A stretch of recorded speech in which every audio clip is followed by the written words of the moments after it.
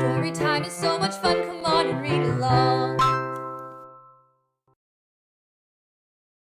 The Sleeping Beauty, retold by Jane Carruth.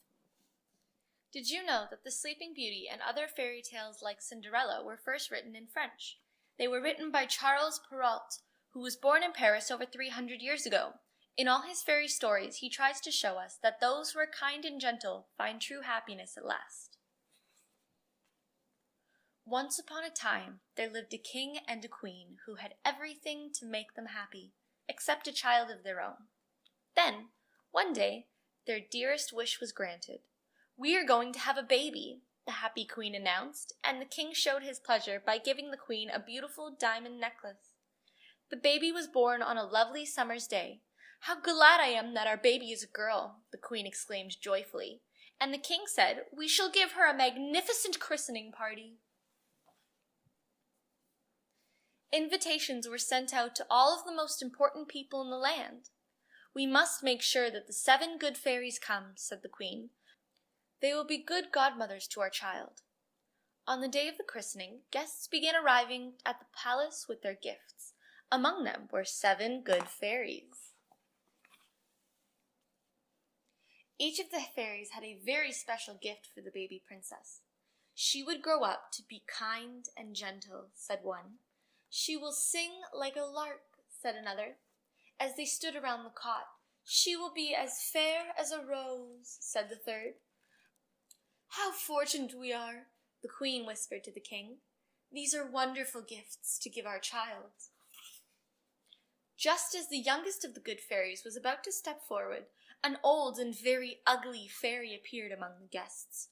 Her voice was harsh and shrill, and her black eyes blazed with anger as she screeched, "I am the oldest fairy in the land. How was it that I had no invitation to this grand christening party?" The king and queen looked at each other in deep dismay, but the worst was yet to come. When the old fairy looked at the wonderful banqueting table and saw that there was a golden casket for the 7 good fairies, but there was no casket set out for her.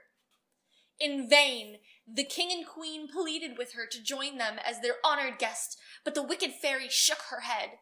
"I will not stay," she crackled, "but before I go, I will give this child of yours a gift, a very special gift.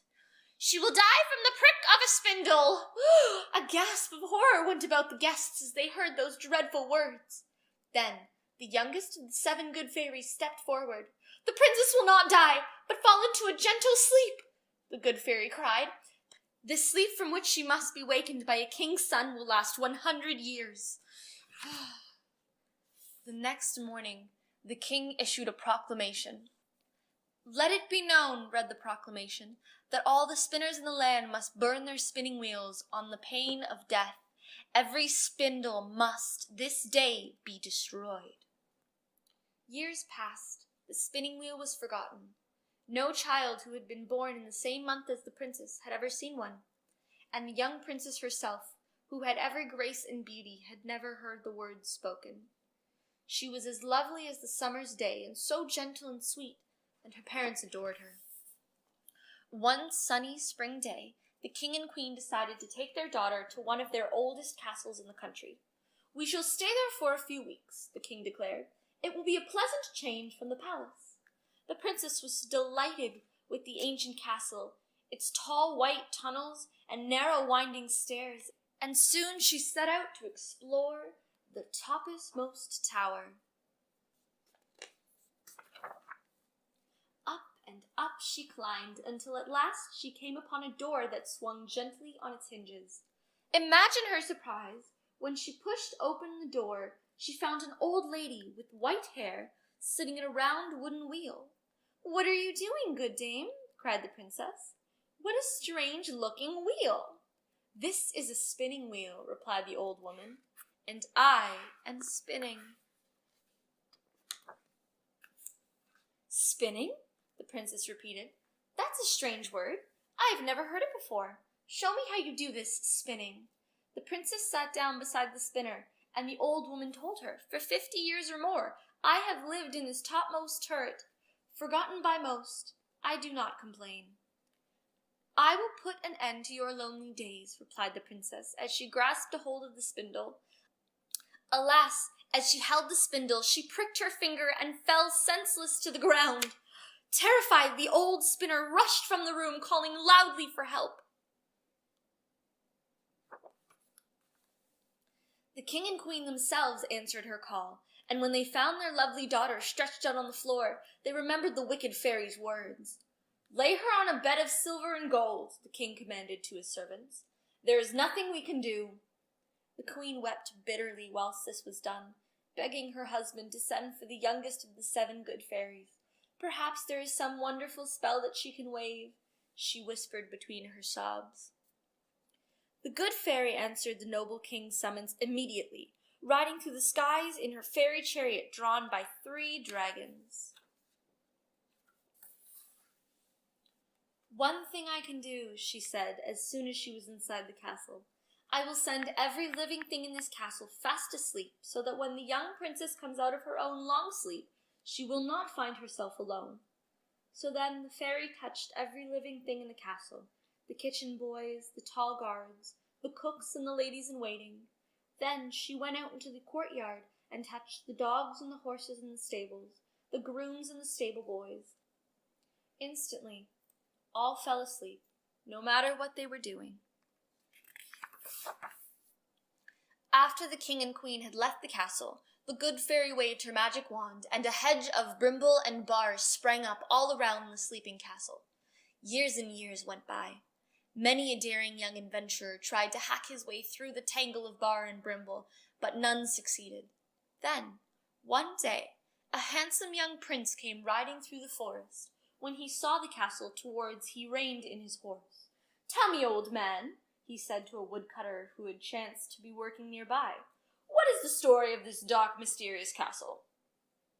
"No one rightly knows," answered the old man, "but for 100 years to the day it has stood there, hiding its secrets from the world."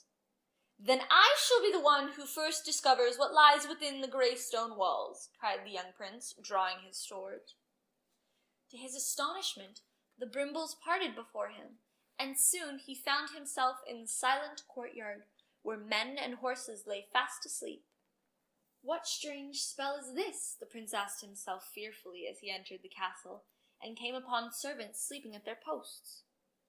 But all his doubts and fears vanished as he came to a room where, on a bed of silver and gold, lay the most beautiful girl he had ever seen. So overcome was the prince by her beauty that he bent down and kissed her.